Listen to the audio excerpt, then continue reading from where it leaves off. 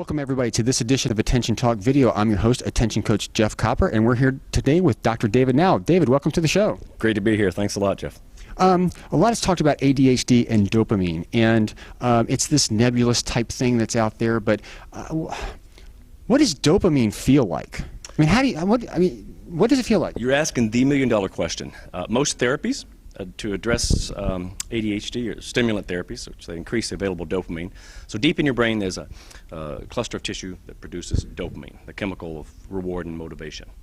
Some centimeters away is a prefrontal cortex, where we determine out of this universe of wonderful possible experiences, which do I believe I can attain, which are legal and safe, and then there's a loop that actually connects that planning center with the reward center of our brains. And one way to activate that loop is with medication or physical exercise, but we can also activate that loop by actually anticipating a desired rewarding experience. We can literally smell it, feel it, hear it, picture it, and that will make us excited. And that excitement is actually dopamine. Okay. And that will make us better planning and sequencing and inhibiting and choosing. So your question, what does dopamine feel like, is the million-dollar question. Yeah. So let's talk about it. What does it feel like? Some people will say, well, you know, I did this. I did this very difficult task. I got a nursing degree. I got a black belt in karate because I wanted to feel successful or happy. Yep. Those aren't feelings. Now, psychotherapists will often train clients to learn to speak this language, and it's really important. Yep. Pride, happiness, orgullo, stolz, schadenfreude. These are great words, but they're just words. Yep. And dopamine doesn't show up as vocabulary. It shows up with sensory language, like think about the last time you found really sweet parking spot. Or you opened up Facebook and you had 32 messages, or you got to the next level of a video game, or you achieved really important, you got the phone number. Dopamine shows up as warm, or fuzzy, or pokey, or sticky, or heavy, or yellow. It always shows up as a sensory word. It's literally a feeling in your body. When we take, for example, medication to address depression, the medication increases the available serotonin in the brain, but 90% of our serotonin receptors are in the body. So we got to stop thinking about the brain as stopping right here. It really extends right into our body. And when I have a rewarding experience, job well done, booyah, yes, I feel it in my body. And that's really what I want my clients to begin to become aware of. Over the course of the day, I hope that they're having dozens of little booyahs. And when you have a booyah, pay attention to what that actually feels like in your body. Give it some words. This is tough, but you booyah, yeah. Yes.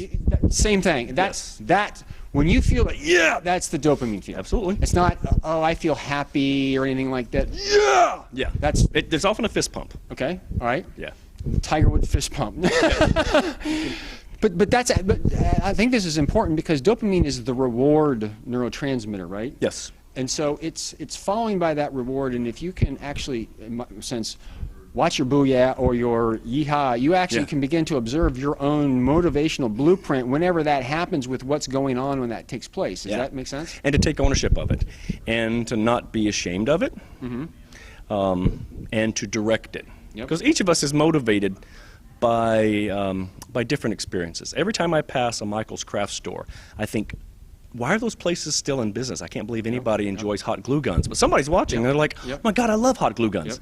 Whereas I might get excited about building Spotify lists, making playlists, or like you mentioned Tiger Woods. I don't see what the big deal is about golf, but obviously golfers are crazy about it. So, and in addition to each of us having different experiences that are rewarding, each of us experiences that reward in really private, personal, idiosyncratic ways, the way it shows up in your body. Got it. So let me just take a step forward. If dopamine is that yeehaw, right?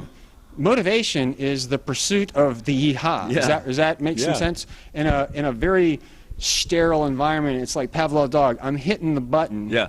I'm motivated to hit that button to get the dopamine hit, and to me, if you break it down on that level, you begin to understand like raw ADD behavior, because I'm motivated to touch my attentional blueprint here, and it manifests as behavior. Because playing a video game gives you that instant reward, mild punishment, little booyahs, moment by moment. It doesn't take sustained focus.